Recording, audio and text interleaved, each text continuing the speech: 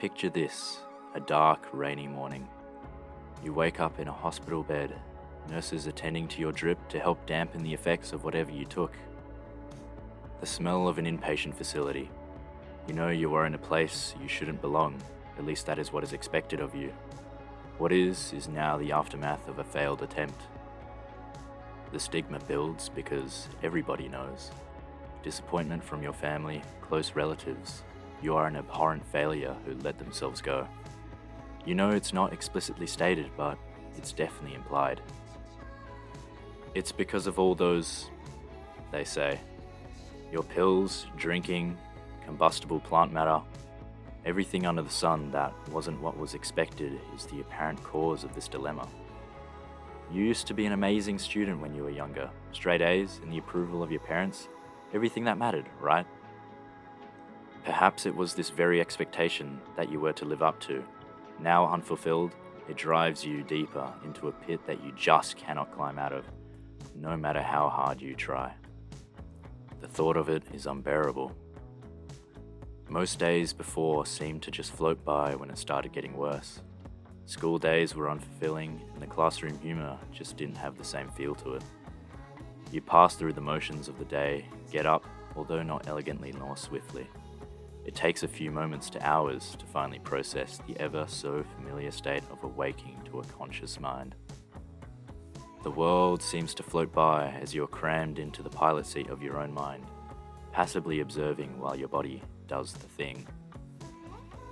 Living in a world of apathy, tears are meaningless because your emotions are detached. Joy is a mere expression to you, it has no tact. Only the feeling of your face muscles as they contract to form a grin.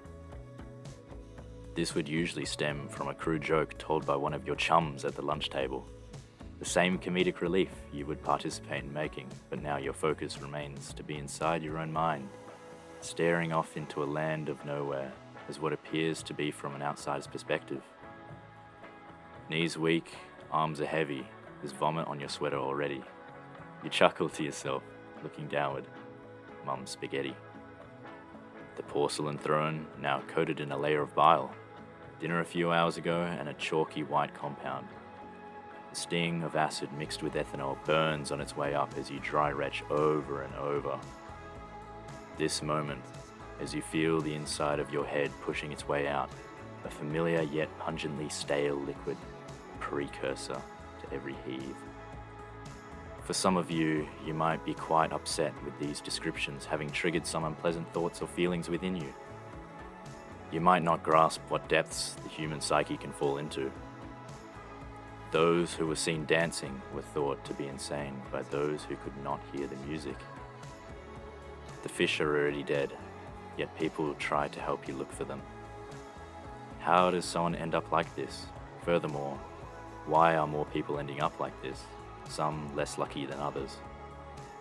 The fall of religious ideas over time towards a more atheistic or nihilistic approach can be one reason.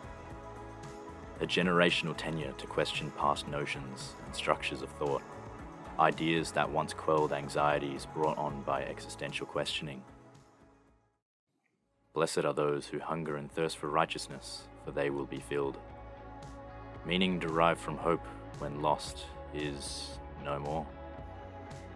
When people find despair through a lack of meaning in their lives, the only tangible thing left will be the temporary states of bliss we achieve through various means.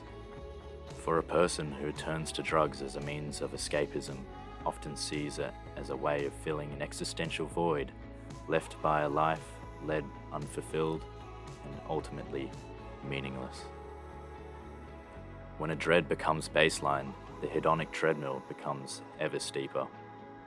The so-called psychotically depressed person who tries to kill herself doesn't do so out of, quote, hopelessness or any abstract conviction that life's assets or debits do not square. And surely not because death seems suddenly appealing. The person in whom its invisible agony reaches a certain unendurable level will kill herself the same way a trapped person will eventually jump from the window of a burning high-rise. Make no mistake about people who leap from burning windows. Their terror of falling from a great height is still just as great as it would be for you or me standing speculatively at the same window, Just checking out the view, i.e. the fear of falling remains a constant.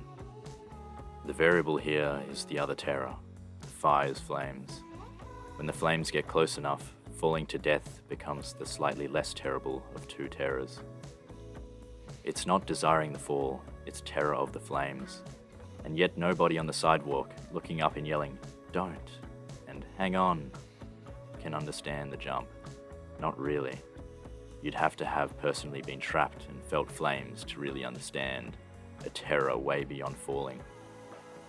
An invisible terror, insanely difficult to fully grasp what someone must be feeling when they are on the edge of signing out.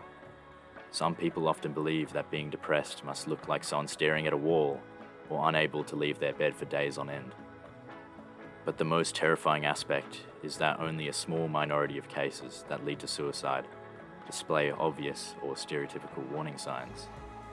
You will never know when a tortured soul may be veiled behind a beautifully painted facade.